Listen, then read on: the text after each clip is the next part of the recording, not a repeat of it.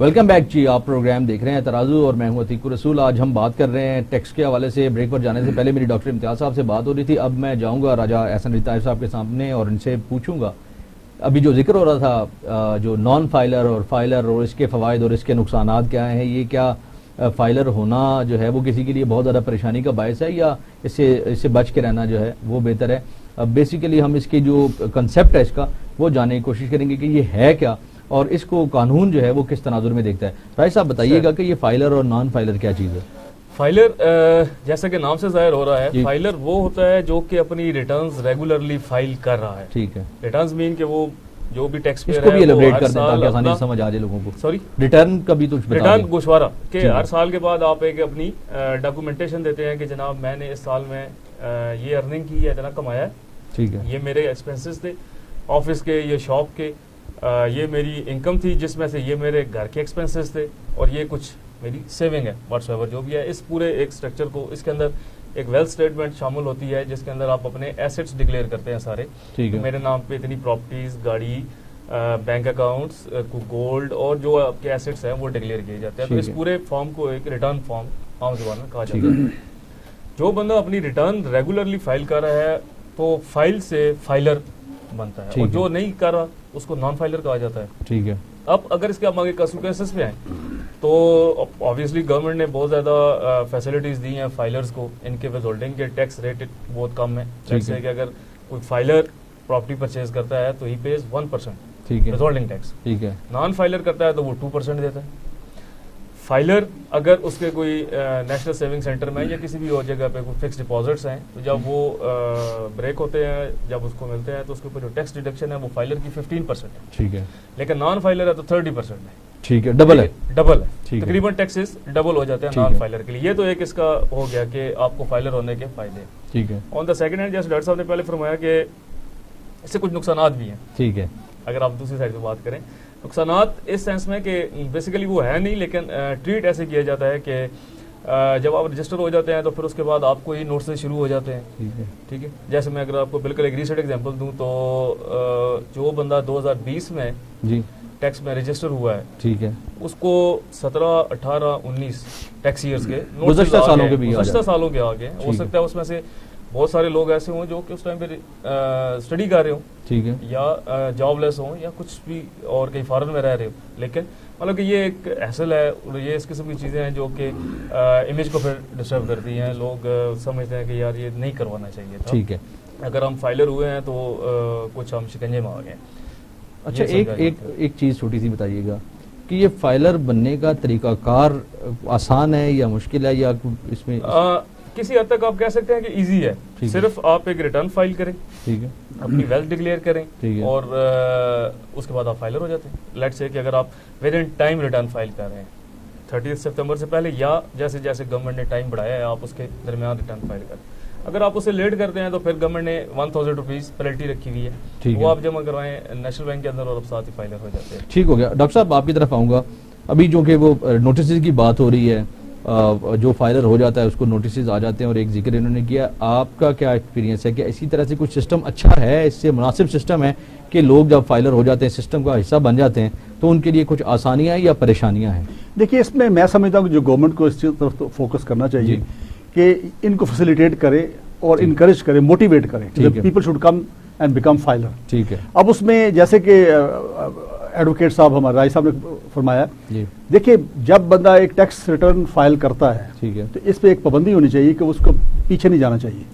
ٹھیک ہے. جو پہلے گزر گیا وہ گزر گیا, اس کو ایک موٹیویشن دیں نا تاکہ باقی لوگ بھی آئیں کہ چلے ٹھیک ہے پیچھے سے ہم تمام ہمارے جو بھی میٹرز ہیں پچھلے سالوں کے اندر جو بھی رہے اس میں پروٹیکشن مل جائے گا. ٹھیک ہے. پلس دیکھیں اس میں چونکہ ویلفیئر اسٹیٹ کا ہم کلیم تو کرتے ہیں کہ ریاست مدینہ بن رہی ہے. ٹھیک ہے. اس کے ساتھ ساتھ ہمیں یہ چاہیے نا کہ جو بندہ آ رہا ہے جو کنٹریبیوٹ کر رہا ہے, جیسے آپ دیکھیں فارن ہمارے جو ایکسپیٹریٹس ہیں وہ جب ایئرپورٹ پہ جاتے تو وہاں پہ جو ان کا سلوک ہوتا ہے آتے ہی ہر کوئی چاہ رہا تھا کہ اس سے کچھ کھینچ لو, یہ پوزیشن ان کے ساتھ ہے. ٹھیک ہے. اب اس کے ساتھ ساتھ جو میں سمجھتا ہوں کہ جب موٹیویٹ آپ کریں گے, میں نے ایک پروگرام ہوا تھا بہت پہلے کی بات, اس میں نے ایک سجیشن بھی دی, اس کے اوپر پھر بات ہوئی بھی تھی, وہ یہ تھا یہ ریٹیلرز کے ساتھ. ٹھیک ہے. جو ریٹیلرز ہیں ان کے لیے میں نے یہ سجیسٹ کیا تھا کہ ایک فکس ٹیکس رکھ لیں آپ. ٹھیک ہے. ایک مارکیٹ ہے نا, مارکیٹ کی ایک ایسوسیشن ہوتی ہے ان کی اپنی نا, جو الیکٹڈ ہوتی ہے, سال بعد 2 سال بعد الیکٹ کرتے ہیں. بالکل ایسے ہی ہے. اچھا, ان کے ساتھ مل کے FBR کے بندے اس مارکیٹ کا ایک سروے کرے, اس کو اسیس کرے کہ جو گراؤنڈ فلور کی دکان ہے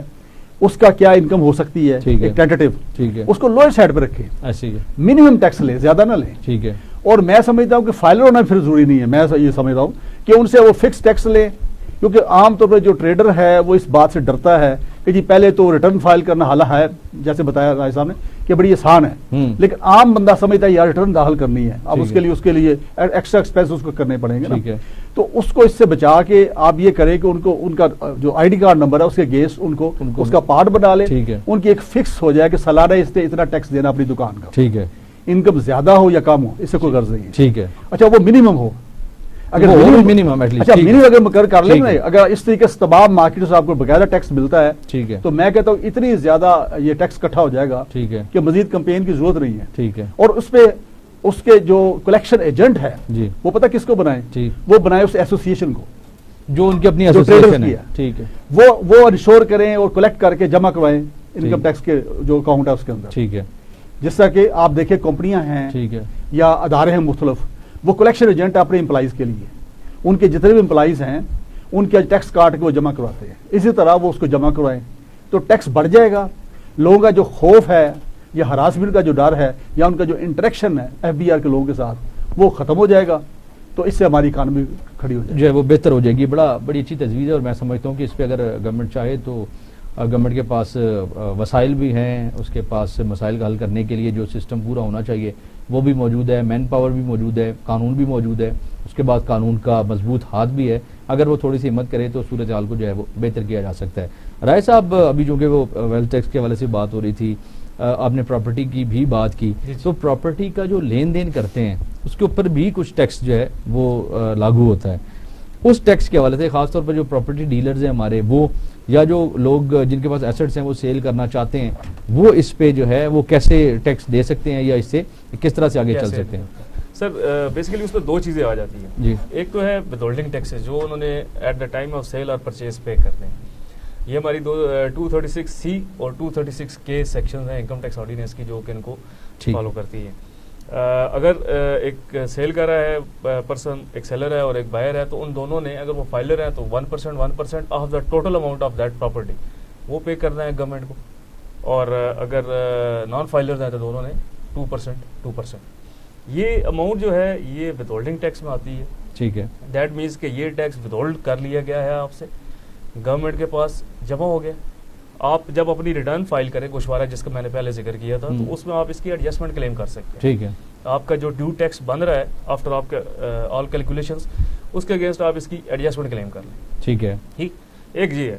ایک سر اس میں چیز آتی ہے کیپیٹل گین ٹیکس جس کو ہم کہتے ہیں. کیپیٹل گین بیسیکلی کیا ہے کہ آپ ایک پراپرٹی پرچیز کرتے ہیں لیٹس سے کہ 1 ملین کی, اینڈ دین یو سول, اور جب آپ سیل کرتے ہیں تو اس ٹائم پہ وہ 1.5 ملین کی سیل ہوتی.